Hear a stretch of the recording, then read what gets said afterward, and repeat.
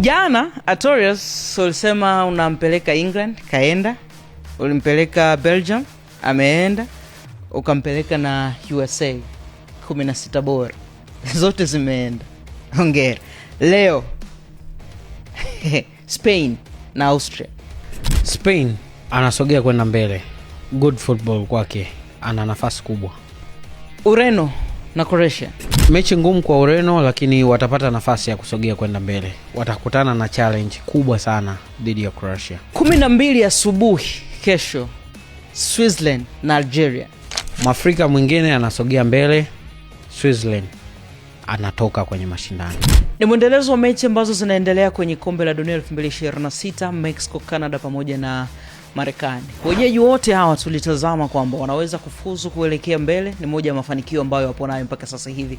Timu zote tatu wenyeji kwenye mashindano ya kombe la dunia wamefanikiwa kufuzu kwenda hatua ya 16. Hiyo bado haijamalizika. Kwenye hatua 16 na kwenyewe ni pagumu kweli kweli. Mechi 82 zimeshachezwa, zimekasoro mechi 22 pekee kufikia idadi ya mechi 104 ambazo zinachezwa kwa mwaka huu 2026 kwenye kombe la dunia. Bado hii safari ya saa 9 saa 12 asubuhi tunayo sana mpaka kuweza kumalizika kwa mechi hizo. Moja ya kitu ambacho tunakitazama katika mechi 3 zilizochezwa jana, mbili zimetuacha na maswali mengi sana. Namna ambavyo mechi hizo zimekuwa zikichezwa na maswali yamekuwa mengi, timu kutokea Afrika na kile ambacho wamekuwa wakituonyesha. Sana sana imeonekana Artorius, timu kutoka Afrika hususan kipindi cha pili wanakata moto.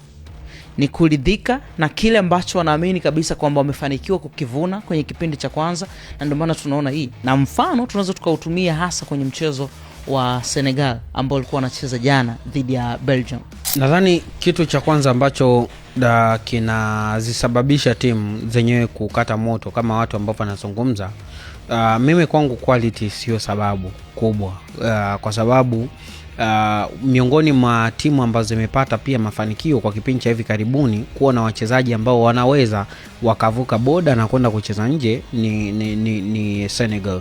Kwa hiyo hayo mazingira ya kucheza tayari kwenye nchi za watu, yani tunasema kucheza Ulaya pamoja pia na nchi zingine, inawezekana quality yao bado inaipa nguvu sana Senegal kwenye kupambana. Lakini kitu pekee ambacho nadhani kimefanyika, kwa sababu kuna lawama nyingi ambazo zimetokea, kama unaona kabisa kuna lawama inatoka ndani ya taifa au ndani ya timu. Kuna shida kubwa ambayo ipo. Mmoja wa wachezaji amesema kwamba hatoendelea tena na timu ya taifa kwa sababu mpaka benchi la ufundi sijui kocha aondoke na nini. Lakini kitu pekee ambacho nadhani kinaweza kuwa ni kisababishi kikubwa, concentration ya timu. Yani tunasema ile mentality ya wachezaji, either ni wa Kiafrika au wachezaji ambao, kwa sababu ni tofauti ya mabara. Yani tunasema mabara haya ambao wanatoa wachezaji, katazame nchi kama Japan jinsi walivyopoteza, katazame nchi kama South Korea jinsi ambavyo wamepoteza, huwa vinashabiana kwa sababu ya quality. Kwa hiyo mentality nadhani ndio kitu cha kwanza. Tayari dakika ya 86 wanaongoza bao 2, automatically hata timu yenyewe inakuwa na reform nzuri. Lakini mazingira ya kwenda mpaka hizo dakika, mwalimu alifanya substitution 3 ambazo zilikuwa zinafuatana kwa kipindi ambacho tayari timu ilikuwa ina uongozi wa bao 2. Kwa hiyo concentration wamepoteza wao, na inawezekana pia hata wachezaji ambao waliingia, kwa sababu si wachezaji wabaya, wakina Kamara wamekuwa na improvement kubwa sana kwenye AFCON, wakina Mbaye PSG quality ambayo imeingia pia kwenye kikosi. Nadhani tu ni wao wenyewe labda walipoteza concentration, na tayari timu ilikuwa chini kwenye mazingira ya kupambana, tofauti na jinsi ambavyo walianza mchezo. Kwa hiyo timu nyingi za bara Afrika zikitokea hivyo huwa inazungumzwa terms za quality, lakini mimi kwangu quality sio sababu ya kwanza ambayo imeifanya tunasema Senegal kupoteza mchezo. Nadhani concentration tu ya wachezaji, lakini pia hivyo ukiona concentration ya wachezaji wa Senegal, katazame sasa upande wa pili Belgium walichokuwa nakifanya. Walikuwa na push. Mchezo unamalizika, timu zote mbili zina on target 5. Kwa hiyo inaonyesha pia hata Belgium hawakuwa chini kwenye kuwashambulia Senegal. Kwa hiyo nadhani kitu cha kwanza ni mentality ya wachezaji ndio ambayo pia iliweza kuwatoa mchezoni. Ukiacha mbali kwamba watu wengi wanalaumu kocha, kwa sababu kocha ana train na wachezaji na anawapa game plan. Kwa hiyo ni wao kwenda kuimaliza ile game plan kwa nezeda dakika 90.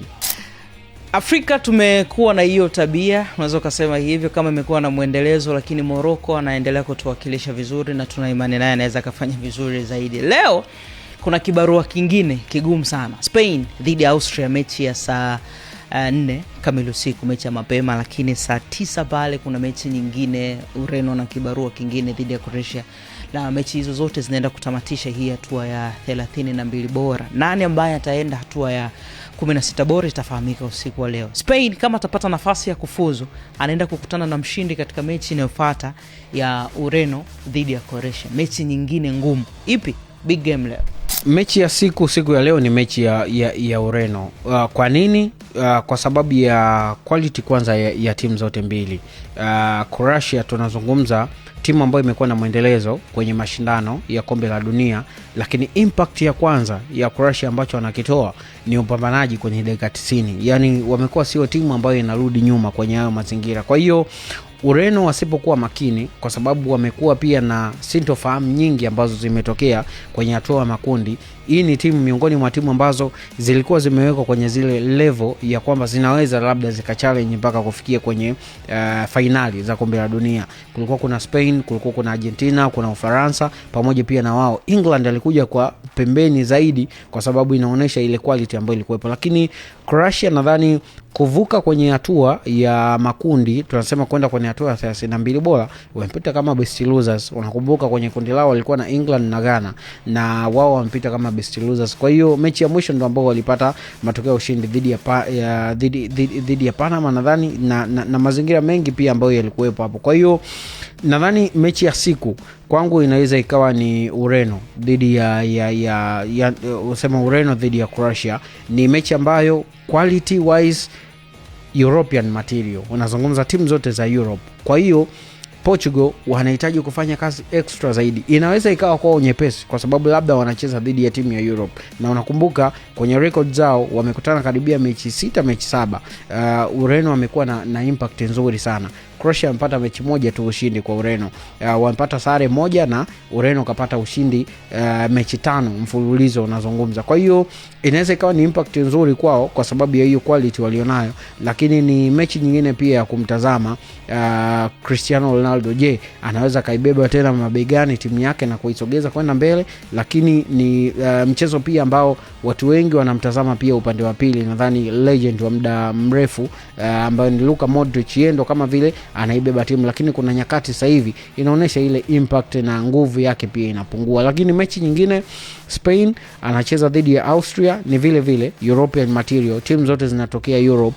Kwa hiyo Spain mechi ya kwanza walipata sare, hawatahitaji tena sare dhidi ya mchezo kama huo. Kama tayari umeshapewa ile quality ya kwamba unaweza ukachallenge kwenye World Cup, pata matokeo ya ushindi. Ndio wapo wakina Marcel Sabitzer ambao ni wazuri kwenye timu yenyewe, pamoja pia hata na kocha ambaye anaifundisha Austria, Ralf Rangnick, ni kocha ambaye ni mzuri kwenye mbinu, lakini nadhani ni mechi ngumu sana kwake kwa sababu anakutana dhidi ya timu ambayo uzuri wa mbinu ndo kitu ambacho huo wanakifanyia kazi siku zote. Kwa hiyo mechi nzuri kwa Spain, naona pia wakipata nafasi na kusogea kwenda mbele. Inawezekana kwenye football kutolewa kwa sababu ya mantiki ya football, lakini bado inaweza ikaipa nguvu kubwa sana Spain, tofauti na kile ambacho walikipata kwa Cape Verde. Baada ya hapo wakaenda wakashinda bao 4, na bado ya hapo tena unaona improvement yao ya uchezaji imekuwa tofauti. Kwa hiyo nao pia wanaweza kuwa na nafasi ya kusogea.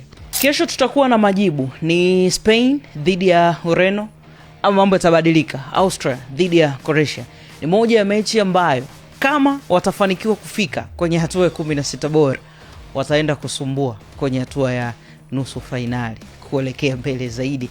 Moja mechi nzuri sana ambayo tunaenda kuishuhudia. Sisi tunaiweka nukta hapa. Kesho tutajadili hiyo kile ambacho kimetokea katika mechi ambazo zinapigwa usiku leo pamoja na mechi za alfajiri mapema. Mimi na Yusuf nilikuwa na Torres Fikiri.